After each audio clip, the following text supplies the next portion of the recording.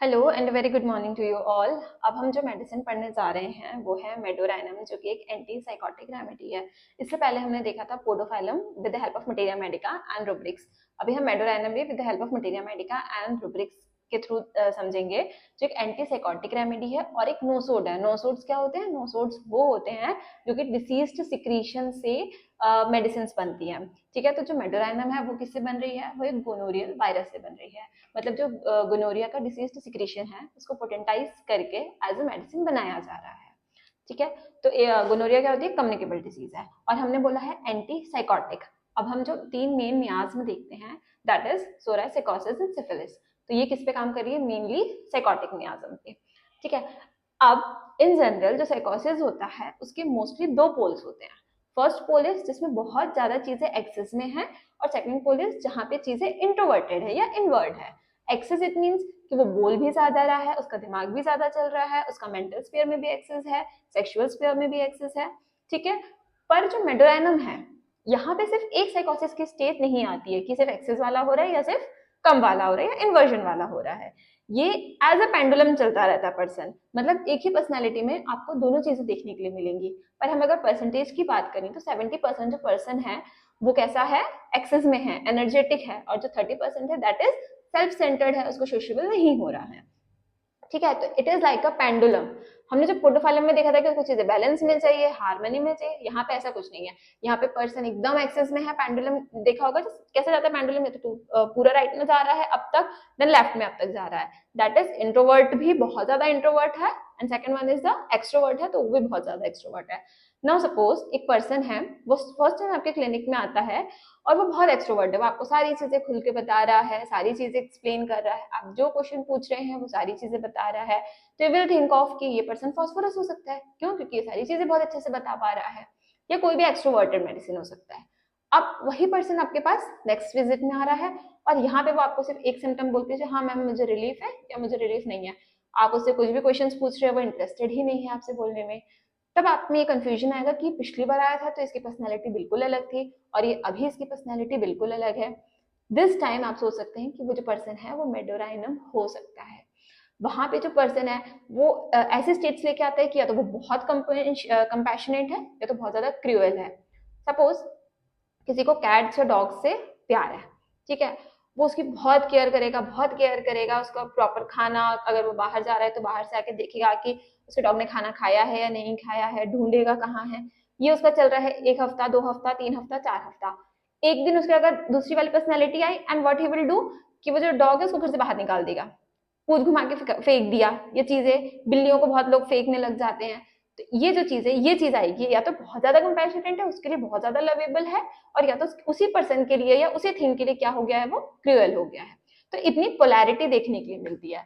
तो जो कोई स्किज़ोफ्रेनिया वाला पेशेंट है, या आप बाइपोलर डिसऑर्डर ले लो, जिसमें बाइपोलर में क्या होता है, या तो मेनिया की कंडीशन आ रही है या तो डिप्रेशन की कंडीशन आ रही है। यहाँ पे हम मेडोराइनम की स्टेट्स देख सकते हैं कि या तो पर्सन मेनियक है, कि इतना मेनिया में क्या होता है, आपके पास एक्स्ट्रा एनर्जी आ जाती है, या तो पर्सन बहुत ज्यादा मेनियक में जा रहा है, या तो वो डिप्रेशन में जा रहा है। तो यहाँ पे भी उस मेडिसिन का एक्शन हम देख सकते हैं। अगर हम रूब्रिक की बात करें तो इसका दिमाग इतना ज्यादा तेज चलता है, इतना ज्यादा हरी में रहता है कि बहुत सारे जो शब्द हैं वो गलत बोलने लग जाता है, मिस स्पेल करने लग जाता है, या गलत लिखने लग जाता है। तो यहाँ पे जो रूब्रिक है that is mind mistakes making speaking in spelling in. मतलब एक बहुत नोन स्ट्रीट का नाम, या बहुत आप हाउ आर यू बोलना है, तो जो मेडोराइनम वाला पेशेंट है ये बोलने में भी गलती कर देगा। इतनी छोटी चीज, इतनी फैमिलियर चीज बोलने में भी गलती कर देगा। तब हम ये रूब्रिक ले सकते हैं। दूसरी चीज mind eccentricity. Now what is eccentricity? Eccentricity is excess. Person में एक्सेस है। अब जो स्टेजेस होती हैं लाइक यूफोरिया हो गया, एक्साइटेबिलिटी हो गई, एक्साल्टेशन हो गया, then comes the eccentric state. ठीक है, तो इसेंट्रिसिटी मिलती है पर्सन में। ये पर्सन इतना आगे की सोचता है, इतना आगे की सोचता है कि सपोज आज वो यहाँ पे बैठा है, आपसे बात कर रहा है, ठीक है, पर उसके दिमाग में ये चल रहा है कि मुझे अगले घंटे क्या करना है, अगले मिनट क्या करना है, अगले मिनट क्या करना है, अगले मिनट क्या करना है, जैसे कि मुझे कल क्या करना है, परसों क्या करना है। ये चीजें चलते चलते उसके साथ प्रॉब्लम्स होने लग जाती है। और जब वो फ्यूचर की सोच के, फ्यूचर के बारे में सोच के उसको प्रॉब्लम्स होंगी, तब हम क्या रूब्रिक ले सकते हैं? Mind elements from anticipation. कि वो प्रिडिक्ट कर रहा है कि आगे क्या होगा। What is anticipation? That is prediction, कि आगे क्या होने वाला है। ठीक है, जो पर्सन है वो अपना मतलब इतना ईगोटिज्म रहता है उसमें कि जो मैं बोल रहा हूँ वो मेरी बात सुनो, ठीक है, क्यों, क्योंकि मेरा दिमाग बहुत तेज चल रहा है, तो वो किसी और की बातें ज्यादा आगे आने नहीं देता। दैट इज माइंड एगोटिज्म, ठीक है। एक रुब्रिक है माइंड हरी, बहुत एक जनरल रुब्रिक है। नाउ अब उसका दिमाग इतना फास्ट चल रहा है, ठीक है, पर्सन जो है वो बहुत ज्यादा हरी में है, तो क्या होगा, अगर मैं अभी आपसे बात कर रही हूँ, मैं आपको कोई मेडिसिन समझा रही हूँ, पर मेरे दिमाग में ये चलने लगे कि मुझे अभी इसके बाद कौन सी मेडिसिन प्रिपेयर करनी है, इसके बाद मुझे आपको क्या समझाना है, तो मेरा कंसंट्रेशन क्या हो जाएगा, ब्रेक हो जाएगा। और अगर मैं आगे जाके इस चीज को रिवाइज करने की कोशिश करूंगी तो रिवाइज नहीं कर पाऊंगी अच्छे से, क्योंकि यहाँ पे मेरा कंसंट्रेशन ही नहीं था। तो इसके कारण क्या हो जाता है, मेमोरी पुअर होने लग जाती है, कंसंट्रेशन डिफिकल्ट होने लग जाता है, ठीक है। अब जिसका कंसंट्रेशन डिफिकल्ट होगा या मेमोरी पुअर होगी, वो क्या रिस्पॉन्सिबिलिटी ले पाएगा, नहीं ले पाएगा। तो वो क्या करेगा, वो डायरेक्ट ना बोलने की जगह क्या करेगा, अवॉइड करने लग जाएगा रिस्पॉन्सिबिलिटी को। That is mind shuns responsibility. वो चाहता ही नहीं कि मुझे कोई रिस्पॉन्सिबिलिटी मिले, क्यों, क्योंकि उसको चीजें याद ही नहीं रह रही है। और याद इसलिए नहीं है कि वो काम नहीं करना चाह रहा है, याद इसलिए नहीं रह रही है क्योंकि वो कंसंट्रेट ही नहीं कर पा रहा है, उसका दिमाग इतना फास्ट चल रहा है, ठीक है। अब जो मेडोराइनम पर्सन होता है वो वर्कोहॉलिक होता है, क्यों, क्योंकि वो बहुत काम अच्छे से कर लेता है, बहुत जल्दी जल्दी कर लेता है, तो वर्कोहॉलिक होता है। इसके साथ में अगर हम वर्कोहॉलिक के अलग दूसरी मेडिसिन देखते हैं तो वो कौन कौन सी होती हैं, that is nux vomica, lycopodium, aurum metallicum, natrum muriaticum, अलग अलग मेडिसिन हैं जिसमें वर्कोहॉलिज्म मिलता है।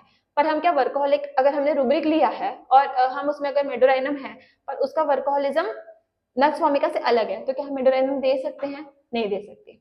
तो नक्स वोमिका का कैसा होगा वर्कोहॉलिज्म, उसका एम्बिशियस है कि वो खुद चाहता है कि मैं सारी चीजें अचीव करूं, वो खुद की इच्छा से खुशी से वो काम करता है, दैट इज नक्स वोमिका का वर्कोहॉलिज्म। अगली बात अगर हम करते हैं तो लाइकोपोडियम, लाइकोपोडियम का वर्कोहॉलिज्म क्यों है, लाइकोपोडियम को बहुत मेहनत करके काम करना पड़ता है। तो वो मेहनत क्यों करता है, क्योंकि उसको लीडर की पोजीशन में पहुंचना है, उसको अगर वो किसी कंपनी में है तो उस कंपनी की टॉप पोजीशन में पहुंचना है, इसलिए लाइकोपोडियम काम करता है। थर्ड थिंग, अगर हम ऑरम मेड की बात करते हैं तो ऑरम मेड खुद को प्रूव करने के लिए काम करता है, पूरी शिद्दत से काम करेगा, उसको जितनी मेहनत लगेगी भले उस काम से उसे खुशी ना मिल रही हो फिर भी ऑरम मेड वो काम करेगा, उससे उसके रिलेशनशिप्स, उसकी पर्सनल लाइफ ही क्यों ना बिगड़ जाए फिर भी वो कंप्लीट करेगा ताकि वो खुद को प्रूव कर सके। नॉट लाइक नक्स वोमिका खुशी से कर रहा है पर ऑरम मेड को उसमें खुशी नहीं भी मिलेगी तो भी वो उतना काम करेगा। अब सपोज यहाँ पे प्रूफ करने की बात आई है, वहीं पे हम नाइट्रम म्यूरेटिकम देखते हैं, तो नाइट्रम म्यूरियाटिकम भी खुद को प्रूव करने के लिए ही काम कर रहे हैं, पर जो इंटेंसिटी है ऑरम मेट और नाइट्रम म्यूर की, वो नाइट्रम म्यूर की कम है as compared to aurum metallicum, ठीक है। अब अगले हम बात करते हैं कि जब कोई इतना जल्दी काम कर ले रहा है, किसी को एक काम करना है जो 2 घंटे 3 घंटे लगने वाले हैं, ठीक है, मेडोराइनम का पर्सन है उसने 1 घंटे में काम कर लिया, अब उसके पास वो 2-3 घंटे एक्स्ट्रा मिल गए, तब यहाँ पे क्या रूब्रिक आता है, टाइम पासेस टू स्लोली, उसको लगता है कि इतना सारा काम कर दिया मैंने अभी तक सिर्फ 1 घंटा बीता है, ठीक है। अब ये हो गई मेंटल और फिजिकल लेवल की बात। अगर हम सेक्सुअल स्फीयर में जाते हैं तो सेक्सुअल स्फीयर में सेक्सुअल इन्वॉल्वमेंट बहुत ही कम एज से मेडोराइनम के बच्चों में देखने मिल जाता है, मास्टरबेशन देखने मिल जाता है, फीमेल्स में निम्फोमेनिया देखने मिलता है। ये चीजें इसलिए होती है क्योंकि वो लाइफ में सारी चीजों को बहुत जल्दी जल्दी एक्सपीरियंस करना चाहते हैं, क्यों, क्योंकि उनका दिमाग भी उतना ही फास्ट चल रहा है, उनकी फिजिकल बॉडी भी उतनी ही फास्ट चल रही है, उनकी डिजायर जो है वो टाइम से पहले आ रही है, ठीक है। अब अगर ये बात हो गई एक्सट्रोवर्टेड पर्सन की, बहुत सोशल होते हैं, बहुत अच्छे से रिलेशंस बना लेते हैं। अब अगर हम एक्सट्रोवर्जन की बात करें, दूसरी तरफ चलते हैं कि इंट्रोवर्ट वालों की बात करते हैं, तो जो इंट्रोवर्जन आता है वहां पे क्या चीज आती है कि जो पर्सन है वो किसी से बात ही नहीं करना चाहता है, मैं अपने लिए सफिशिएंट हूँ, बहुत डल मिलेगा आपको, सेल्फ सेंटर मिलेगा, उसको सिर्फ खुद से मतलब है, ना वो आपसे ज्यादा सोशल होना चाहेगा, उसको कोई कंप्लेंट भी है तो वो खुद नहीं आएगा आपके पास कि सर मुझे ये कंप्लेंट है या मैम मुझे ये कंप्लेंट है, वो किसी के थ्रू या किसी के साथ आएगा, क्यों, क्योंकि वो इतना इंट्रोवर्ट है कि वो अपनी कंप्लेंट भी नहीं बताना चाहता है। तो ये कुछ रूब्रिक्स थे और ये कुछ सिम्टम्स थे जो मेडोराइनम को डिस्क्राइब करते हैं। तो मेडोराइनम को अगर हम वन वर्ड में समझे तो दैट इज एक्सट्रीम, एक्सट्रीम हर चीज में, चाहे वो एक्सट्रोवर्जन में हो या इंट्रोवर्जन में हो। Thank you.